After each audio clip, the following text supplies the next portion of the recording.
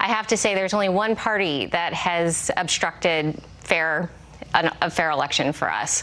And unfortunately, it was the Democratic Party. They've done everything they can, including creating PACs to prevent us from being able to have ballot access.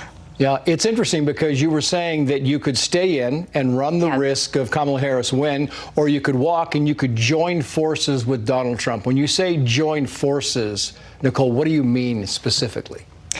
Well, this idea of a unity party, an idea of us coming around these principles of fighting for liberty in this country, fighting for our children's health. We have the worst chronic health crisis in the world right now. Over 50% of children are diagnosed with some chronic disease. This is unconscionable. Yeah. And we are willing to work with anyone who is sincere in their endeavor to fix and address this issue. Do you believe the Trump campaign and Trump himself is sincere? Do you see a home? You talk about this as being Bobby's decision. Do you see a home for RFK Jr. in the Trump administration, Health and Human Services, something to that extent?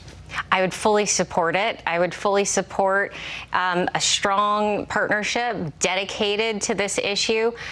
A lot of people comment that in his first term he didn't accomplish many of the things that that mothers really were hoping he would do. Made some big mistakes around the pandemic. However, I think that he is sincere.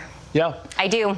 I think it's interesting because the National Review today kind of agrees with you. It's saying that if you, in fact, join the Trump I'm not saying the Trump campaign, if you pulled out of the race, that it would be more beneficial to the Trump campaign than the Harris campaign. Is that a fair assessment?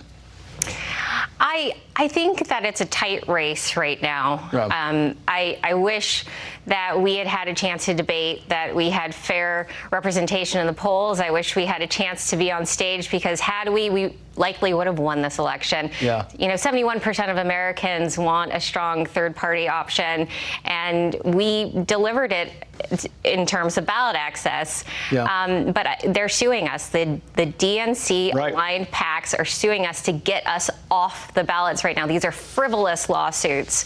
We've had some of the best people involved in our ballot petitions, some of the most precise, signature packages ever submitted to any of the Secretary of States.